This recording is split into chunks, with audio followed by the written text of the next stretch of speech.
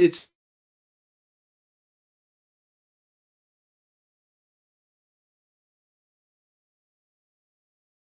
break out your costs between those that are fixed and those that are variable.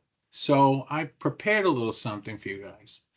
But the main thing you want to think about when you think about fixed and variable cost is you should be able to see a Word document that I put up. Should say fixed and variable cost, right? Do you see that? So the main thing you want to think about when you think about fixed and variable cost is this. If you aren't producing anything, you may want to write this down so you remember it.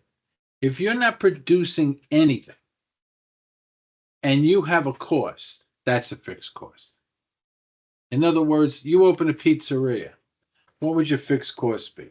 The lease on the building, insurance, right? Things like that. Um, the leases on the equipment that you use. Now, excellent. And if you didn't sell one pizza yet and you're still paying bills, those are clearly fixed costs. Only when you start selling pizza do you have variable costs, right? So the fixed costs would be things like what I just said, the rent, the leases on the equipment, insurance, things you're going to pay, things that you're going to pay for whether you produce goods or not, okay? Now the variable costs will be what you pay as you produce product. Sometimes some costs are both fixed and variable, but that's more a lot deeper than we need to get in this class right now. What you mainly want to grab out of this is you have fixed costs and you have variable costs. The variable costs will change with every product you sell. The fixed costs will always stay there and remain the same. So if you think about it, we just gave you an examples of fixed and variable costs. But one of the things you want to really concepts you want to use in this class is your break-even point. So what's a break-even point? Okay, a break-even point is the level of sales where your revenue equals your total cost, resulting in no profit or loss, right? And if I want to make it simple for you, right, the way you would look at it is this. Let's say I have a business. Let's say I'm selling pizza, and I'm selling this pizza for $10 a pizza on average. $10 a pizza. And I have $10,000 in fixed costs, right? If I have $10,000 of fixed cost. All right. So once I sell, so I take my fixed cost. Now, how do I do it in units? Basically, it's this. If I have $10,000 of fixed costs, I have to cover those before I start making money, right? So if I am selling for $10,000, if I sell every month, if I'm making $10, if my gross is $10 on a pizza, I have to sell 1,000 pizzas and my fixed cost is covered. Now at that point, all I have left is variable costs. And if every pizza cost me $5 to make, then after 1,000 pizzas, I make $5 on every pie. And that's my profit. Okay. Now, one formula you could use is the break-even point in units. So you take your fixed cost selling price per unit minus your variable cost unit break-even equals your selling price per unit minus your variable cost. Okay, I'll get into that in a little deeper after. But operating leverage measures how a change in sales volume affects operating income due to fixed costs. So I have a contribution margin, right? And the contribution margin equals the sales minus my variable cost contribution margin. In this case, I would pick up $5 per pizza, right? I'm selling the pizza for $10. My variable cost contribution margin is $5 on every sale, right? And then I take out my sales and my variable costs. So let's now go. So any questions on what fixed and variable cost is? Any questions? Any questions on what fixed and variable cost is?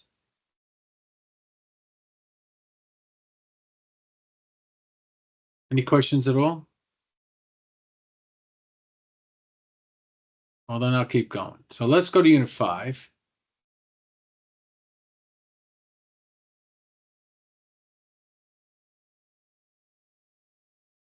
And we talked about direct, indirect, and period costs. We're going to talk about variable, fixed, and mixed costs. And we're going to identify steps to determine our break-even point. Okay. And this week you got to do a quiz, watch your lecture, assignment activity, all these stuff that you have to do in McGraw-Hill Connect. So we want to get that done. I want to make sure you get that done. Right. Now on your assignment, this week we're looking at manufacturing companies. Public manufacturing companies prepare an annual report, sometimes called a 10K. Just like merchandising and service public company. Manufacturing accounting refers to the production cost of goods, material, labor, overhead, and cost accounting refers to all costs used to make decisions. In addition to financial statements, an annual report of 10K can give us insight into some of these other decision-making costs. Information about the company's products, inventory, marketing, manufacturing, human capital, and more can be found in the annual report. You have an internship with a bank in the financial investment area. Each week, the interns get together and share information about different companies. This week, it's your turn to share with your group. You've been asked to summarize non-financial statement information about iRobot Corp, a manufacturing company. Write a short summary report on the findings. And what you're going to do is you're going to download this and read through the iRobot course.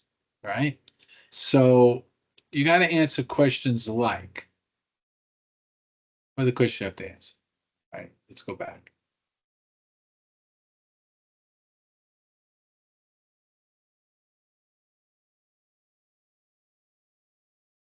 You got to answer questions like summarize what kind of business they're in, choose two areas of business and summarize costs briefly, then one paragraph for each area.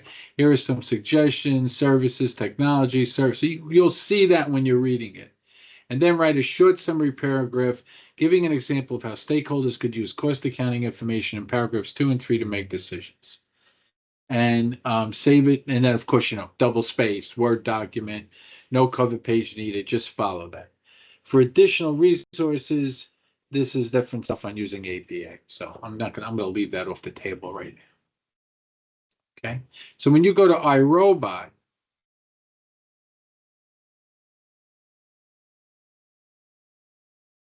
you're going to see it's an emerging growth company, right? Then you're going to go up here and you're going to click on business. And there you're going to get your whole idea of the business right here. Okay, right here. So I'm not going to read through this, but that's where you'd find out how to describe the business. Then they had a merger agreement. You don't have to focus too much on that. And then they're going to talk about highlights. So here's where you could start. They have the Roomba. I don't know how many of you have ever used a Roomba, but I know it's good technology. People like it. It's good, especially if you work. You have that thing going on in the back. There's a little summary. And one thing I said to a student recently, I said, when you read an annual report or a 10K for the first time, it really is overwhelming. But think about it like your mortgage or a car lease document where you've looked at it over and over and over again. If you've looked at, like I've looked at thousands of these. And what winds up happening is after a while, you realize that 80 to 90% of this is boilerplate. And when we say boilerplate, we mean the same language, just covering different legal things, right? So here, you're going to notice that if you read enough annual reports. Now, obviously, when you read a report for the first time, it's going to be overwhelming because you've never seen the boilerplate. So keep that in mind, that a lot of this is going to be very rote in the beginning, very boilerplate. So you got the Roomba, and here's some different products they have. There's some strategic alliances. I mean, what I would do is, I realize you have a lot of different work, but give it some time to at least get familiar with some of this stuff. So here's some different sales. You got sales to U.S. non-U.S. customers, total revenue. Now you're starting to see a little customer service and support, marketing. So you start to see they really do explain the company. right? They really explain the company.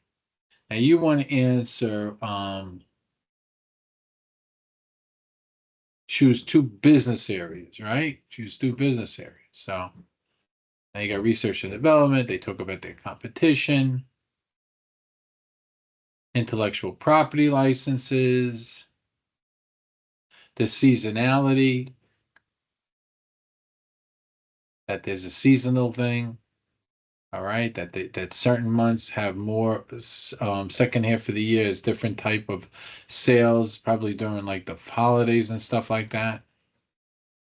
Higher revenues in the second half, probably because of gifts and things like that. So you want to be aware of that. Human capital, which is how many employees they have, the culture. Okay. There's your risk factors, which is in every annual report. One thing the lawyers do is make sure that they've iterated every risk. So this way they can't be sued because you said, well, I didn't know I took that risk. Now it's a big part of why people get sued. These are their other challenges and how they'll address them. So this is your basic, and here's more risk. These are your basic, which you'll see in an annual report. Economic conditions.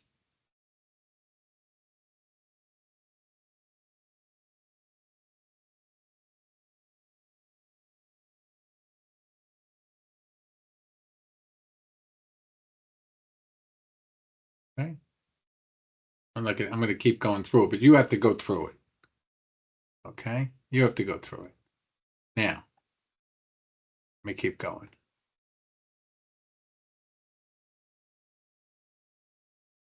They talked about a merger agreement. Now you start to see some numbers. Here's your total revenue. Over $1 billion in sales.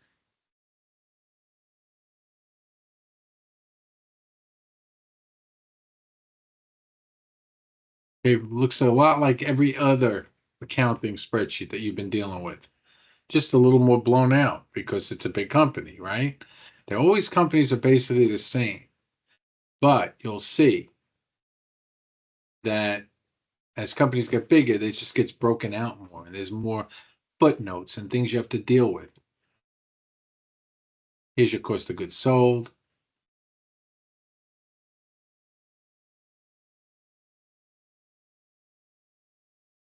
Right?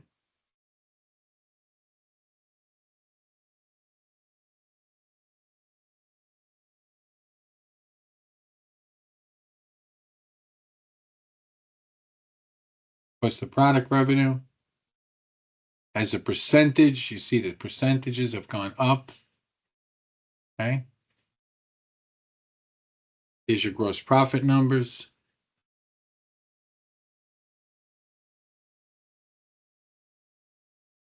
So you have this, you should go through it. And this would be a good chance for you to finally to familiarize yourself with one of these statements, which you're going to see over and over again if you stay in this business of finance. And you may have to produce your own. Okay. There's liquidity. We talked about things like current ratio. Well, that's liquidity. They've got exchange rate sensitivity. All right. Here's your balance sheet. So spend some time with this thing and you'll be fine. Any questions, guys? Any questions on this? Any questions? I don't have any questions. All right, good, good. Let's move on. Let's move on. Thank you. That helps me when the little bit of feedback, believe it or not, really helps me. All right, so let's talk about direct, indirect, and period costs. So direct costs are directly related to the production of a product. Indirect costs would be like accounting, administrative, the things that you need just to run a general business. And period costs are associated with specific time rather than the production of goods. They include expenses like selling and administrative, using product costs, which are capitalized and then expensed. So when we look at product costs, we could see materials directly used in the production of a product are direct materials, and labor used in the production of a product are direct labor, and any overhead. Okay, examples of smartphone production would be phone cases, production line workers, small amounts of adhesive, things like that. This would be the different types of costs. So period costs would be operating expenses, and then and then you have your manufacturing costs, which is direct materials, direct labor, overhead, right? That's the kind of stuff that you're going to see there. So when you talk about direct and indirect, those are the type of costs we're talking about. Let's look at variable and fixed costs. This is what we were talking about before. If a product costs $30 a unit to produce one smartphone, the product cost of the second and 100 phones is also $30, up to a certain point when other factors like manufacturing space needs to be considered. However, the total variable cost increases as the total number of smartphones produced increases. The total variable cost for 100 phones is $3,000. The total variable cost decreases as the number of smartphones produce decreases. So really what you're saying is variable costs are the costs that go as you sell a product. Fixed costs, once again, are costs that are there even if you didn't sell a product at all. So fixed costs would include rent and salaries. They stay the same regardless of the level of production. Variable cost changes with the level of production. So if total rent costs 5,000 and only one smartphone is produced, the fixed cost becomes 5,000. If 100 phones are produced, the fixed cost per unit is $50. The fixed cost per phone decreases when the production goes up. So, one of the things we learned in economics is the beauty of having a big company like Starbucks or Costco or McDonald's is as you sell more and more hamburgers or things in Costco or coffee, your fixed costs keep going down. Because, like, say, for instance, it costs them money to develop an advertising campaign for the Big Mac. Well, let's say it cost the whole company. We'll forget the franchises and everything else. Let's just assume it cost the whole company $10 million to get this campaign together. Well, once I sell my 10 million, so once I sell enough hamburgers to cover that cost, as I sell, well, I should say it this way: if I only sell one Big Mac, then the fixed cost on that one Big Mac is $10 million. But if I sell a million Big Macs, now the fixed cost goes to $10. And we know they sell a lot of Big Macs. If I sell 100 million Big Macs, now my fixed cost goes down to 10 cents. So you get the idea of how fixed costs like kind of go down. And let me do this. Let's see if this works. So something you want to realize what fixed cost is. I want to draw for you guys. If that looks like Emily, are you seeing my screen now where I'm drawing? Just help me out here. Yep, I see it. All right, great, thanks. That's a big help. So these are dollars. This is like a real economics thing. I'm an economics professor, by the way. And there's quantity. And notice fixed cost will keep going down as quantity increases. Okay, fixed costs will keep going down. Variable costs will go down and go up, but fixed costs will keep going down. So that gives you an idea of why big companies get what we call economies of scale, which means as they keep increasing their business, their fixed cost per unit goes down. Of course, when you have to set up a big company, it's a big expense, and so therefore, the fixed costs are a lot high when you start a company, but they start to diminish as you continue to produce. Okay. Now, some costs are mixed. You have some fixed, some variable. What would be an example of that? An electric bill, a utility. Maybe there's so much electric you have to use to just keep the place open, whether you're selling or not. But as you're selling more and more pizzas, you might be using more and more electric, right? That makes sense, right?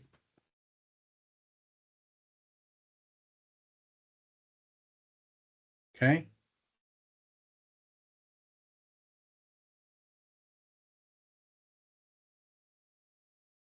So variable costs Increases when activity increases, decreases when activity decreases. Variable cost per unit should stay the same because every unit should have so much variable cost, right? If I'm making a pizza for $10, I got to use so much cheese, a box, so much dough. That should stay the same. Fixed costs remain constant when activity increases, but remain constant when activity decreases. But as you make more and more, it decreases, right? And as you make less, it increases. So that should be all you need to know on this, okay? So now we got to come up with the break-even point, which is going to be what you really need to know when you're taking this, when you're doing your, sorry.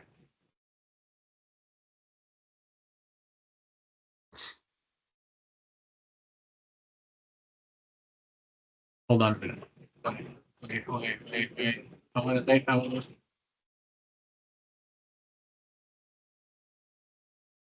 Hold on a minute. I want to make sure that you can hear this. So, bear with me. Let me stop sharing for a minute.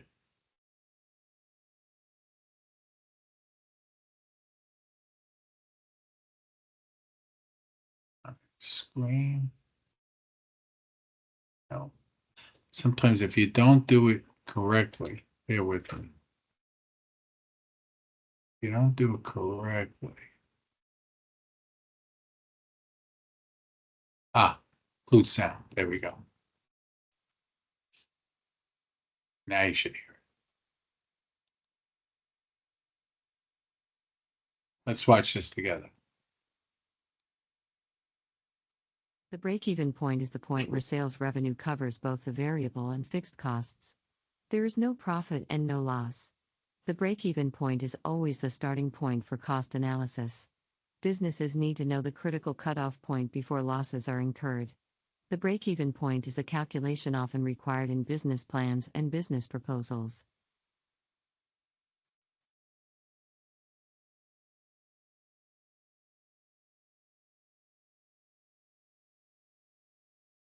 The prospects for profitability become more challenging. Investors want to know if the break-even point for a proposed business is logical and reasonable. If a business is going to struggle to reach the break-even point, the probability of the business making a profit is going to be an even larger challenge. Let's examine the basic steps for determining break-even using Stacks and Bytes Cafe. So we see Stacks and Bytes Cafe does not want to break even. They want a $40,000 profit. So how many orders and sales dollars do they need? Okay, so let's take a look. They want 40,000. Examine the table on this screen to learn more about the break-even in units and in sales revenue. Okay, so they start with 50,000 in fixed costs. Those are costs that they're going to incur whether they sell product or not. Now, pay attention to this, and for those of you who are watching at home, this is how you're going to get this right. So determine the unit contribution rate, the amount each unit contributes to overall fixed costs. So you get your selling price minus your variable costs equals your contribution rate. Because remember, for every unit you produce, you're going to be taking out variable cost. So you're only going to get what's left. Remember, I went over that before. So therefore, if you got a $10 selling price and $5 of variable, each unit's going to bring $5 in contribution. So now you take your fixed cost divided by your contribution rate, and when you sell 10,000 sandwiches, you broke even on your fixed cost. Because remember, as you sell each product, you still got to pay your variable cost. So only what's left is your profit or your what we call a contribution cost. So now you take the number of units to break even times the unit selling price equals your total revenues to break even. So I know I got to make 10,000 sandwiches and I'm charging $10. I need either $100,000 of revenue to make up my fixed costs. And that's where I break even. So $100,000 sales is $50,000 of fixed costs. Less my total variable cost means I have no profit.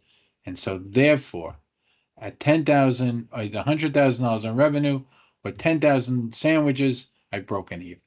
So I know, like for instance, I had a guy I used to go to a bagel store nearby. I live near the Jersey Shore. And we used to, now this is another way they would look at it. This guy had family that did business on the Jersey Shore for years. And he used to say that if he didn't break even by Independence Day, it was going to be a lousy summer. He knew that was his break-even point, but it wasn't as scientific as this. So remember the steps. You find your fixed cost. You find your contribution rate, which is whatever you're selling per product less your variable cost. You divide your fixed cost by your contribution rate, and that's going to give you the number of product that you have to sell to break even. And then you can multiply those number of products by your total sales to get your how much revenue you need. Okay. Examine the table on this screen to learn more about determining a profit using the break-even formula. Now, to get $40,000 in profit, right? You take your fixed costs plus your profit, and then you do that break-even point. So divided by 5, that's going to give you 18,000. And you'll notice that once you sell 180,000, less your fixed, less your variable, you'll have your profit. So all you're doing when you determine a profit is add it to your fixed costs, but that's your profit. It's not a fixed cost. And that's really the hardest things you have to do this week. That's really about as hard as it's going to get for you. So, Chelsea, nice to see you. And Singa, Kanye, Kanea, I'm sorry. Emily, any questions on this? Kania, no, I don't have any questions. Okay, Kanea, I apologize. Any questions? So the most important thing, the two things I want you to focus on this week is read through that iRobot thing. Spend more time telling me about the company. And then as you're reading it, you're going to see different product lines. But the Roomba, it looks like their big product. And just talk about that. But really the purpose, what I want you to pull out of that is that you have, what I want you to pull out of that, the most important thing is that you have understood how to read an annual report for the first time. Now, in terms of the break-even, fixed and variable, what you want to do is remember, take your fixed costs and then take your product. Your product is going to have fixed and variable. Once you subtract the variable from each product sale, like $10 minus $5, then you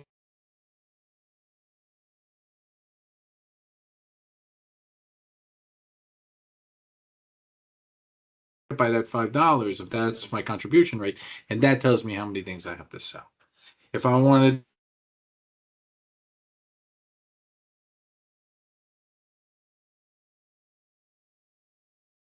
questions. Well, this week's live code word will be break-even point. The live code word is break-even point. All right, guys, if there's nothing else, enjoy the first day of post-summer. Do as best as you can, and I'll see you guys. I think we have one more class, and it'll kind of be a wrap-up class. I'll see you next week. That's about as hard as it's going to get for this stuff.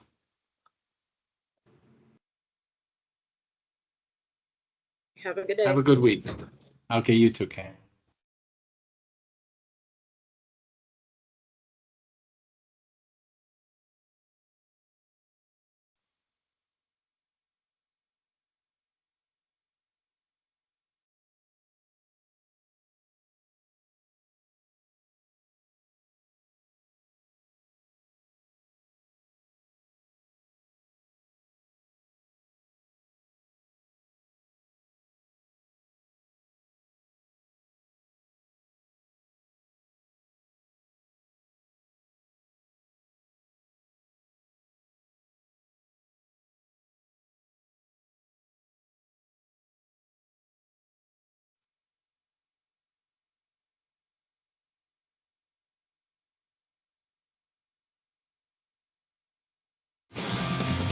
Extreme flavors don't sell sass. Ads on LinkedIn do.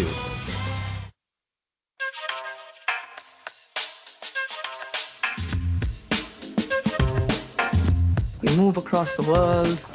It's the food that brings you back to that safety net. It's like time machine, you know. I'll eat it and I'll go back to India. Hey there, students. So in this video today, we're going to talk about break-even point. I'm going to introduce you to break-even point, and then we're going to do a little formula on how to calculate break-even point in units. So what is break-even point? Well, the best way to look at it is that your sales will equal your costs. All right, so in your mind, you're not making any profit, right? So your sales equals your costs. So another way to look at it is you made no profit. And that's it. That's the break-even point. You broke even. I'm sure you've heard of that before. And from Ryan Gosling here, he has a little message for you. So the main point really is that break even, you just make no profit. Your sales will equal your costs. So let's talk more about that here.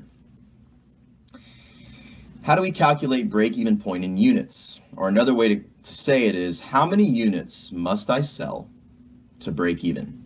That's what you want to figure out. As you see here, how many units must be sold to break even? So take your fixed costs and you're divided here by the contribution margin per unit. Make sure it's per unit. Again, break-even point in units, clearly you would use contribution margin per unit. Now later on, I'll have another video on break-even point in sales revenue, and you'll see the difference. But again, I'm breaking these videos up to smaller, bite-sized videos because it's easier to learn this way. So in this video only, we're going over break-even point in units. As you can see in this chapter, cost, volume, profit, there's a lot of formulas, so be writing these down. And as well, I'm going to give you a little formula sheet that you can have, and you can be looking at it here and there to understand how the formulas work. So moving on here, let's do an example. Okay, let's go through a little example here. This is on a per unit level. So for every unit, it costs, or you have to sell it for $200. Now your variable costs are equal to $75 a unit. You produced 50 cell phones, and your fixed costs are $800. So what I want you to do is pause this video again. I want you to write down these numbers, okay? You're going to use these in the next slide. We're going to calculate. All right, so break-even point in units still. We're going to take our fixed costs, right? Remember, fixed cost is part of your formula. You're going to plug it in. $800 for fixed costs, and we're going to divide it here by 125. Now, how did I get that? Well, contribution margin per unit. You should know this now, sales minus variable costs. So I can even go back here just to be nice. Sales was 200, variable cost was 75. Subtract, and you get 125. So to revisit the formula, $800 fixed costs divided by 125. So, and I even gave it there as well. Now, what does that equal? Let's take a look. 6.4 units. You can just call it 6 units to round down. So here's what's going on. You have to sell 6 units at least to break even. If you sell any more than that, you start profiting. That's the idea. But to make sure you break even, where your sales will equal your costs, it's going to be 6 units to sell, so you can break even. And that's about it here. So this is a little video here on break-even point in units, figuring out how many units must I sell to break even. We went through a little example here. I showed you the formula and how you calculate it. So in the next video here, we'll keep going. We'll practice break-even point in sales, figuring out how much must I sell in revenue to break even. So thanks for watching today.